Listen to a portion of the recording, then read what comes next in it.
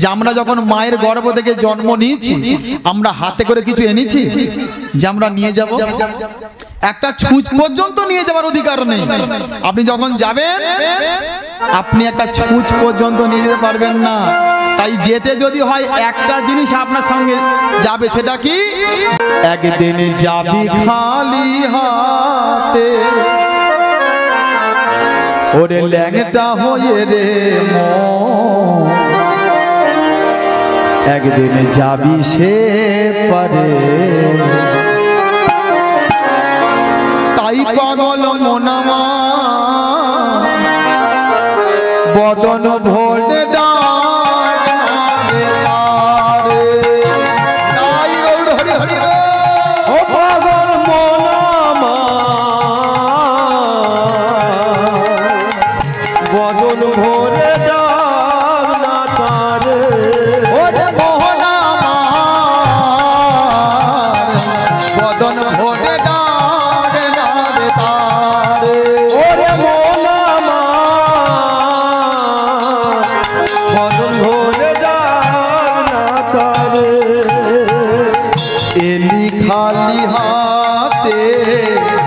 যাবি খালি হাতে, এলি খালি হাতে যাবি খালি হাতে, ল্যাংটা হয়ে রে মন, ল্যাংটা হয়ে রে মন, যাবি সেই পথে।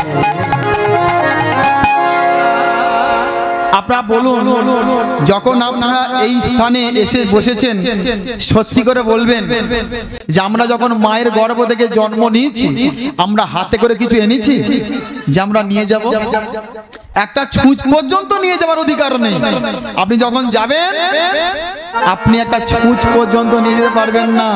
তাই যেতে যদি হয় একটা জিনিস আপনার সঙ্গে যাবে, সেটা কি?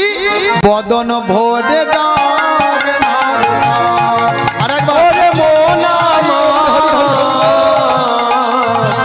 বদন ভোরে ডাক না তারে, পাগল মোহনা বদন ভোরে ডাক না তারে, ওরে মোনা বদন ভোরে ডাক না তারে। এই দুর্যোধন কোথায় ফেলি টাকার পাহাড় দালান কোঠা বাড়ি, এসবই যে তার দেয়া কি আছে তোরি, কোথায় পেলি দালান কোঠা বাড়ি, এসবই যে তারি দেওয়া কিছু নেই আমারি। দেখবেন আমরা একতলা বাড়ি করি, দোতলা বাড়ি করি, আমরা বলি এ বাড়ির মালিক আমি, তাই না? কিন্তু তুমি যদি প্রকৃত মালিক হও তাহলে যখন তুমি ঘর থেকে বেরিয়ে যাও তোমার আপনজন তিনি কি দেয় বলুন তো? কি ছড়া দেয়? গোবর জল দূর করে দিল। তাহলে তুমি সত্যি মালিক না? আমাদের মালিকের মালিক একজন আছে, তাই না? কোথায় পেলি টাকার পাহাড় দালান কোঠা বাড়ি, এসবই যে তারি দেয়া কি আছে তোরি, কোথায় পেলি টাকার পাহাড় দালান কোঠা বাড়ি, এসব কিছু তারি দেওয়া কিছু নয় আমারি। নিজের দেহ নিজের তো নয় রে, নিজের দেহ নিজের তো নয় রে। এই যে দেহটাকে আমরা এত সুন্দর করে কাপড় পরি, পাঞ্জাবি পরি, সোনা দানা অলংকারে সাজাই, কিন্তু সেটাও বলে দিচ্ছে নিজের দেহ নিজের তো নয় রে, নিজের দেহ নিজের তো নয় রে। একদিন শ্মশানেতে হবে সবাই মিলে বদন ভোরে ডাক হরি হরি হরি হরি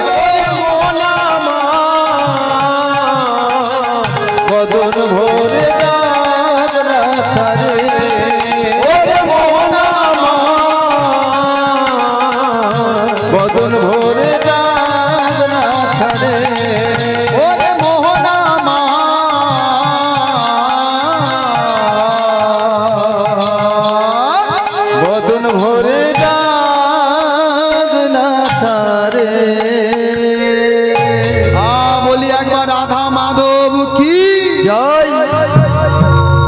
তাহলে পিসিমা তুমি কিছু নিয়ে এসেছো কি? তোমার কর্মদোষে তোমার সংসারে অন্ধকার নেমে এলো। আসছি পিসিমা। এবার কৃষ্ণ যেই কথাগুলো বলেছে গান্ধারী এবার মনে মনে করছে সত্যি তো, তাহলে জন্মের দ্বারা মহান নয়, কর্মের দ্বারাই হয় মহান ব্যক্তিত্বের পরিচয়, তাই তো? আমরা মনে করি আমরা জন্মের দ্বারা মহান, না, জন্মের দ্বারা মহান নয়, তোমার কর্মের দ্বারাই হয় মহান ব্যক্তিত্বের পরিচয়। আসছি পিসিমা। যেই কৃষ্ণ চলে যাচ্ছে এবার গান্ধারী কি করেছে জানেন? আর চোখের জলকে ধরে রাখতে পারছে। এবার গান্ধারী ছুটে গিয়ে কৃষ্ণর হাত দুখানা জড়িয়ে ধরেছে। কৃষ্ণ রে, ওরে কৃষ্ণ। হ্যাঁ পিসিমা বলো। ওরে তুই তো অন্তর্যামী ভগবান, তুই সবার অন্তরের কথা বুঝতে পারিস, কিন্তু আমি কেন কাঁদলাম না? তুই আমার অন্তরের কথা বুঝতে পারলি না? তুই তো অন্তর্যামী ভগবান, তুই সবার মনের কথা বুঝতে পারিস। এখানে যতজন বসে আছে আমি না বুঝতে পারলেও ভগবান বুঝতে পারছে প্রত্যেকের মনের কি বাসনা চলছে, কিন্তু তুই আমার মনের কথা বুঝতে পারলি না। তাহলে তুই যখন আমার মনের কথা বুঝতে পারলি না কৃষ্ণ, আমি তোকে বুঝিয়ে বলছি শোন। হরে কৃষ্ণ রে, হরে কৃষ্ণ রে। বাবা এই জায়গাটাকে শুনুন যে গান্ধারী কি বলতে চাইছে। এতক্ষণ আমরা বললাম, আপনারা শুনলেন যে গান্ধারী কত খারাপ চরিত্রের মেয়ে, তাই না? ছেলেকে মানুষ করতে পারে না, অসৎ চরিত্রের ছেলে। কিন্তু গান্ধারী এবার কি বলছে দেখুন। হরে কৃষ্ণ রে,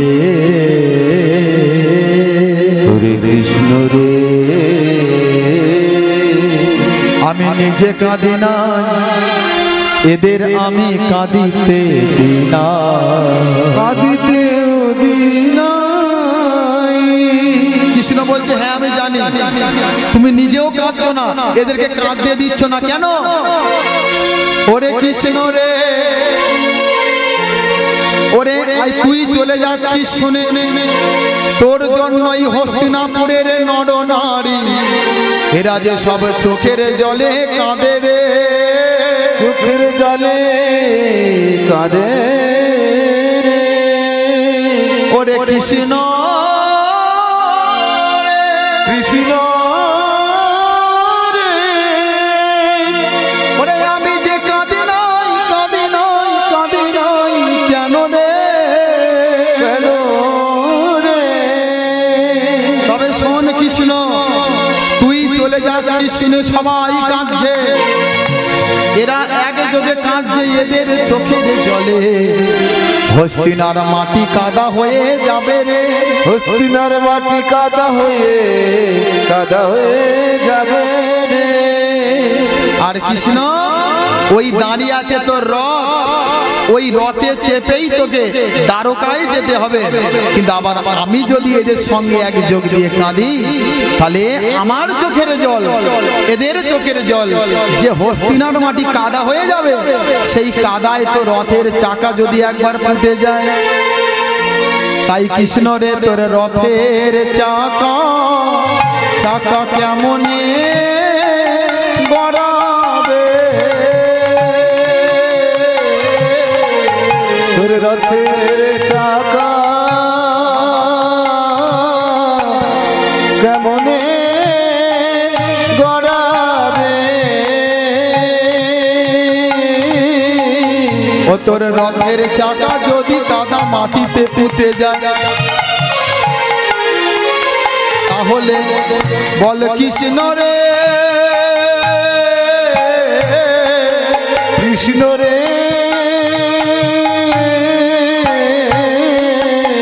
তাহলে তোর দ্বারকাতে যাওয়া হবে না। কিন্তু তুই যদি দ্বারকাতে না যেতে পার, তাহলে তোর বাবা মা তোর লাগে কত কাঁদেবে রে, কত কাঁদবে রে।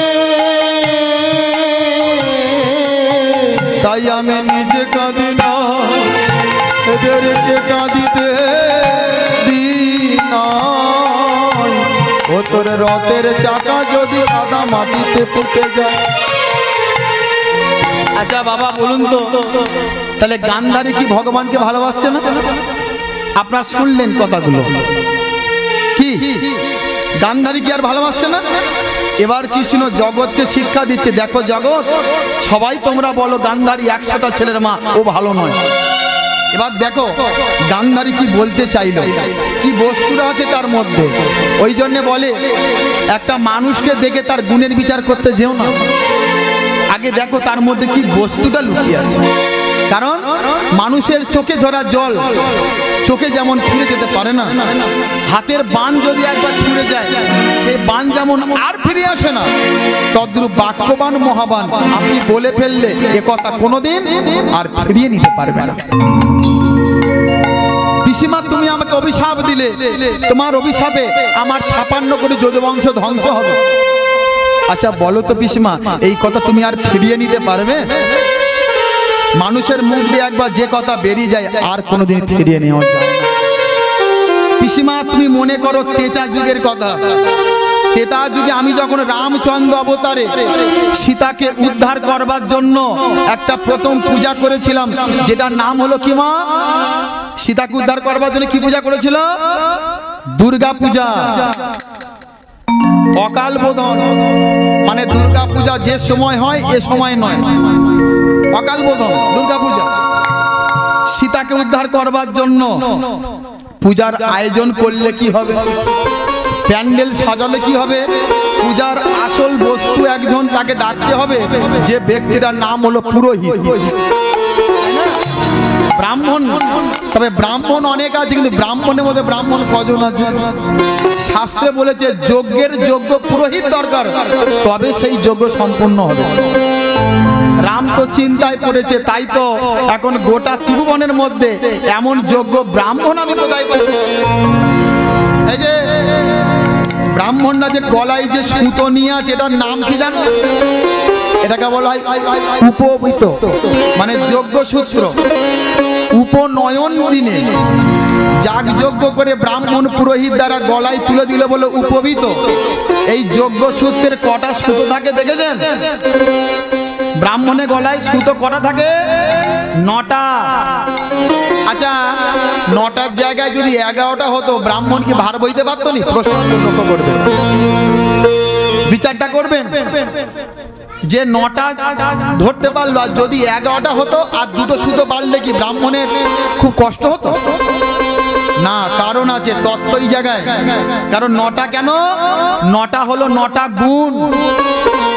এই 9টা সুতোর নাম আছে কি? সম, দম, তপ, শৌচ, শান্তি, জ্ঞানম, বিজ্ঞানম, আস্তিকম, আর্যদম। এই হলো 9টা গুণ। আর এই 9টা গুণের দ্বারা ব্রাহ্মণকে দিয়ে দিল গলায় সুতো, মানে 9টা গুণের মধ্যে আবদ্ধ করে দেওয়া। যে আজ থেকে যজমানদের সমান চোখে দেখতে হবে।